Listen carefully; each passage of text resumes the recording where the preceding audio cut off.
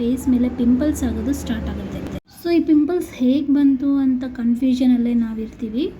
ಈ open ಪೋರನ್ನು cleanse ಮಾಡಿ ಫೇಸನ್ನು ಕ್ಲೀನಾಗಿ ಇಟ್ಕೊಳ್ಳೋದು ಹೇಗೆ ಅಂತ ತೋರಿಸ್ತೀನಿ. ನಾನು ಈ ವಿಡಿಯೋದಲ್ಲಿ ಓಪನ್ ಪೋರ್ಸನ್ನು ಹೇಗೆ ಕ್ಲೋಸ್ ಮಾಡಬೇಕು ಅಂತ ತೋರಿಸ್ತಾ ಇಲ್ಲ, ಇಲ್ಲಿ ಓಪನ್ ಪೋರ್ಸನ್ನು ಹೇಗೆ ಕ್ಲೆನ್ಸ್ ಮಾಡಬೇಕು ಅನ್ನೋದು ಮಾತ್ರ ತೋರಿಸ್ತಾ ಇದ್ದೀನಿ.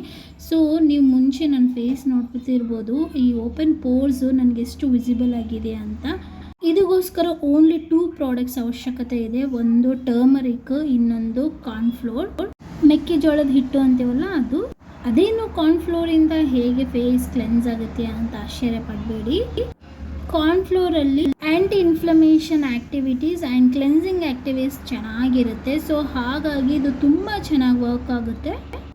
ಸೊ ಟರ್ಮರಿಕ್, ಕಾರ್ನ್ಫ್ಲೋರಲ್ಲಿ ಸ್ವಲ್ಪ ಮಿಲ್ಕ್ ಆ್ಯಡ್ ಮಾಡಿದ್ದೀನಿ. ಈ ಮೂರನ್ನು ತುಂಬ ತಿನ್ ಪೇಸ್ಟಾಗಿ ರೆಡಿ ಮಾಡ್ಕೋಬೇಕಾಗುತ್ತೆ.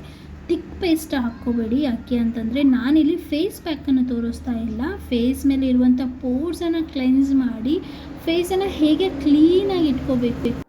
ಓಪನ್ ಪೋರ್ಸ್ ಕ್ಲೀನಾಗಿದ್ದರೆ ಫೇಸ್ ಮೇಲೆ ಪಿಂಪಲ್ ಆಗಲ್ಲ, ಅದರಲ್ಲೂ ಪಸ್ ರಿಲೇಟೆಡ್ ಪಿಂಪಲ್ಸ್ ಆಗಲ್ಲ. ಸೊ ಹಾಗಾಗಿ ಈ ಫೇಸ್ ಪ್ಯಾಕ್ ತುಂಬಾ ಯೂಸ್ ಆಗುತ್ತೆ.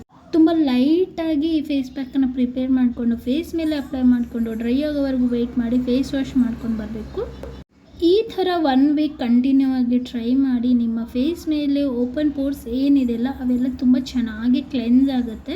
ಸೊ ಓಪನ್ ಪೋರ್ಸ್ ಚೆನ್ನಾಗಿ ಕ್ಲೆನ್ಸ್ ಆದರೆ ಪಿಂಪಲ್ ಕಡಿಮೆ ಆಗುತ್ತೆ, ಹಾಗೆ ಫೇಸ್ ಫ್ರೆಶ್ ಆಗಿ ಕಾಣುತ್ತೆ.